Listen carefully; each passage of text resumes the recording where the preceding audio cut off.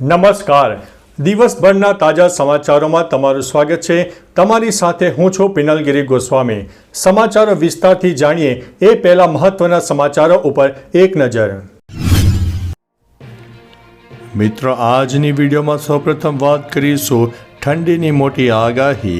ગુજરાતના અનેક વિસ્તારમાં ન્યૂનતમ તાપમાન 11 ડિગ્રી કરતાં પણ નીચે પહોંચી ગયું છે. તેની પાછળનું મુખ્ય કારણ છે કે ઉત્તર ભારતના ઉત્તરી પટ્ટામાં વેસ્ટર્ન ડિસ્ટર્બન્સ સક્રિય થયું છે, જેના કારણે હજુ પણ આગામી 3-4 દિવસ ઠંડીનું પ્રમાણ યથાવત રહે તેવી સંભાવના છે. બીજી તરફ ગુજરાતના કોઈ વિસ્તારમાં આંશિક વાદળોનો રાઉન્ડ જોવા મળે. તેની પાછળનું મુખ્ય કારણ છે કે દક્ષિણ ભારત તરફ એક સામાન્ય વરસાદની સિસ્ટમ સક્રિય થઈ છે, જેના ભાગરૂપે થઈને દક્ષિણ ભારતમાં વરસાદની છૂટાછવાયા વરસાદની શક્યતા છે.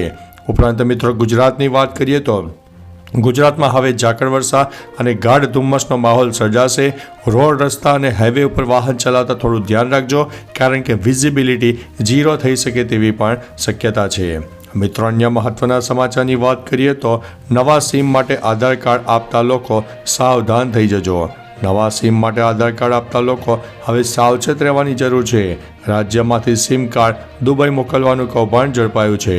અમદાવાદના શાહીબાગમાં આવેલી ફોરેન પોસ્ટ ઓફિસમાં શંકાસ્પદ પાર્સલ આ મામલે પર્દાફાશ થયો છે. આ બાબતે સાયબર ક્રાઇમની ટીમને જાણ કરાતા પોલીસ દ્વારા તપાસ હાથ ધરાતા 55 જેટલા સિમ કાર્ડ મળી આવ્યા છે. પોલીસ દ્વારા 3 આરોપીઓની ધરપકડ કરીને કાર્યવાહી પણ કરવામાં આવી છે. મિત્રો, અન્ય મહત્વના સમાચારની વાત કરીએ તો સેમિકન્ડક્ટર ચિપનું ઉત્પાદન થશે શરૂ. રાજ્યમાં સેમિકન્ડક્ટર ચિપ ઉત્પાદન શરૂ થવા માટે જઈ રહ્યું છે. ચિપ ઉત્પાદનના શ્રી ગણેશ સુરતની કંપની 15 ડિસેમ્બરથી ઉત્પાદન શરૂ કરશે. ગુજરાતમાં સેમિકન્ડક્ટર ઉત્પાદનની 4 કંપનીઓને રાજ્ય સરકાર દ્વારા મંજૂરી આપવામાં આવી છે, જેમાંથી આ પહેલી કંપની છે જેમાં ઉત્પાદન શરૂ થશે. 15મી ડિસેમ્બરે ઉદ્ઘાટન થયા બાદ સૂચિ સિમિકોનમાં ચિપનું ઉત્પાદનનું ટ્રાયલ શરૂ કરવામાં આવશે.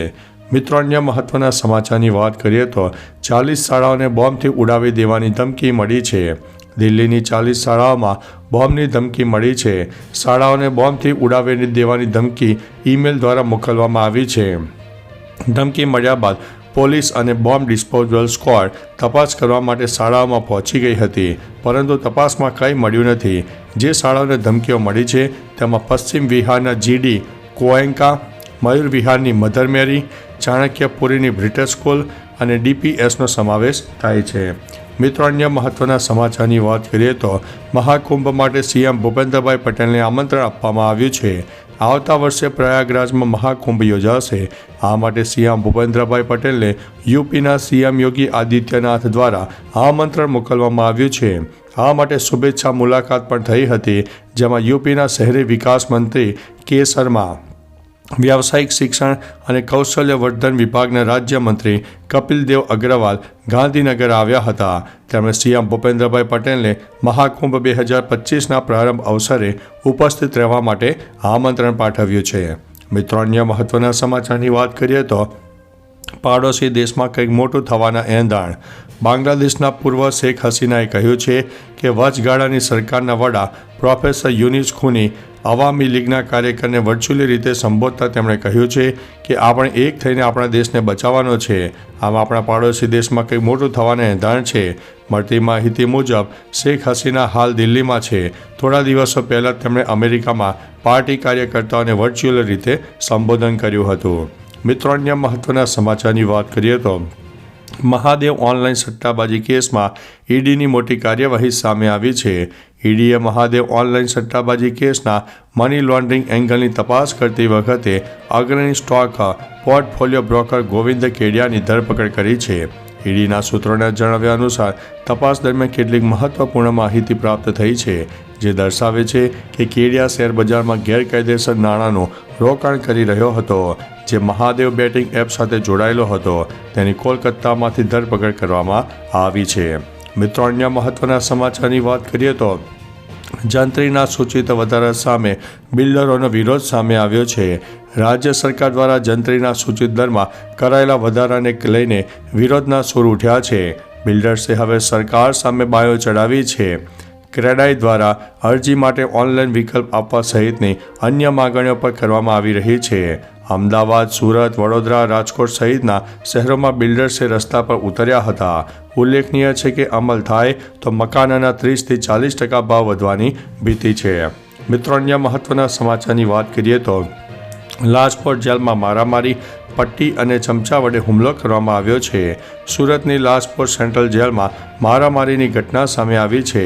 સામે આવેલી માહિતી અનુસાર 3 કેદીએ મળીને અન્ય કેદી પર સ્ટીલની પાથરી, પટ્ટી અને ચમચા વડે હુમલો કર્યો હતો.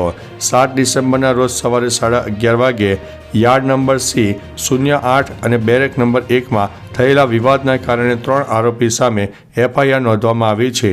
3 કેદીએ અન્ય કેદી ઇમ્તિયાઝ ઇકબાલ બચ્ચાઓ પર હુમલો કર્યો હતો. મિત્રો, અન્ય મહત્વના સમાચારની વાત કરીએ તો રાજ્યમાં ઠંડી વધી રહી છે. ગુજરાતમાં રાત્રે લઘુત્તમ તાપમાનમાં 2 થી 3 ડિગ્રીનો ઘટાડો જોવા મળ્યો છે. તેથી ઠંડી વધી રહી છે. 7.2 ડિગ્રી સાથે રાજ્યનું સૌથી ઠંડુ શહેર રાજપીપળા બન્યું છે. તો નલિયામાં 10.2 ડિગ્રી, ગાંધીનગરમાં 11, મહેસાણામાં 11.2, ડીસામાં 11, પાલનપુરમાં 11.3, વડોદરામાં 11.6, અમદાવાદમાં 12, પંચમહાલમાં 12.2, રાજકોટમાં 13.6, સુરતમાં 15, અમરેલીમાં 15.1, ભાવનગરમાં 15.1 અને દ્વારકામાં 16 ડિગ્રી તાપમાન નોંધાયું છે. મિત્રો, અન્ય મહત્વના સમાચારની વાત કરીએ તો પાર્કિંગ બબાલ મામલે પથ્થરમારો, 300 સામે ફરિયાદ દાખલ કરવામાં આવી છે. નવસારીમાં દરગાહ રોડ નજીક પાર્કિંગ બાબત મામલે 2 જૂથો વચ્ચે પથ્થરમારો થયો હતો. આ મામલે એટ્રોસિટી એક્ટ હેઠળ કેસ નોંધાયા બાદ મોડી રાત્રે ટોળાએ રામ મંદિરમાં ભેગા થઈને રામધૂનનું આયોજન કર્યું હતું. આમ થતાં ટોળા દ્વારા કાગદીવાડ તરફ ધસી જવાની ઘટના બની હતી. મોડી રાત્રે સૂત્રોચ્ચાર કરનારા 300 સામે ફરિયાદ નોંધવામાં આવી છે. SP ખુદ દંડો લઈને પહોંચી ગયા હતા. મિત્રો, અન્ય મહત્વના સમાચારની વાત કરીએ તો 10 વર્ષમાં ભારતીય અબજોપતિઓની સંપત્તિમાં 263% વધારો થયો છે. UBSએ અબજપતિઓની સંપત્તિમાં થયેલા વધારા અને ઘટાડાને લઈને એક રિપોર્ટ જાહેર કર્યો છે. આ રિપોર્ટ મુજબ 10 વર્ષમાં ભારતીય અબજપતિઓની સંખ્યા 82%થી વધીને 123% થઈ ગઈ છે. તે જ સમયે તેમની સંપત્તિમાં 263%નો વધારો થયો છે અને તે 77 લાખ કરોડ રૂપિયાને પાર કરી ગયો છે. અબજપતિઓની સંપત્તિના મામલામાં ભારત વિશ્વમાં 3જા ક્રમે જોવા મળ્યું છે. મિત્રો, અન્ય મહત્વના સમાચારની વાત કરીએ તો નાઇટ ડ્યુટીમાં પુષ્પા 2 જોતા ACPને પોલીસ કમિશનરે લગાડી છે ફટકાર. તામિલનાડુમાં નાઇટ પેટ્રોલિંગ દરમિયાન assistant police commissioner ACP Senthil પોતાની ફરજનું ઉલ્લંઘન કરતા પુષ્પા 2 ફિલ્મ જોતા પકડાયા હતા. શહેર પોલીસ કમિશનર મૂર્તિની દેખરેખ હેઠળ લેડી ઇન્સ્પેક્ટર નેલ્લાઈ શહેરના વિવિધ વિસ્તારોમાં પેટ્રોલિંગ કરી રહી હતી. ત્યારે તેઓ ફિલ્મ જોતા પકડાયા બાદ પોલીસ કમિશનર મૂર્તિએ તેમના 2 જવાબદારીભર્યા કાર્ય માટે જાહેરમાં ઠપકો આપ્યો હતો. મિત્રો, અન્ય મહત્વના સમાચારની વાત કરીએ તો પાન કાર્ડના નવા વર્ઝનના નામે બેંક એકાઉન્ટ ખાલી કરવાનો નવો કિમિયો. નાણાકીય વ્યવહાર માટે ઉપયોગમાં લેવાતા પાન કાર્ડને અપડેટ કરવાના બહાને ગઠિયાઓ હવે લોકો પાસેથી પૈસા ખંખેરવા માટે સક્રિય થઈ ગયા છે. હજી તો સરકાર દ્વારા પાન કાર્ડ 2.0ની માત્ર જાહેરાત કરાઈ છે, તેનો અમલ પણ થયો નથી અને તે પહેલાં સાયબર ગઠિયાઓ પાન કાર્ડના નવા વર્ઝનના નામે લોકોના બેંક એકાઉન્ટ ખાલી કરવાનો નવો કિમિયો અજમાવવા લાગ્યા છે. તો ચાલો મિત્રો, ફરીથી દેશ અને દુનિયાના સુપરફાસ્ટ સમાચાર લઈને મળતા રહીશો. ત્યાં સુધી અમને રજા આપશો. નમસ્તે.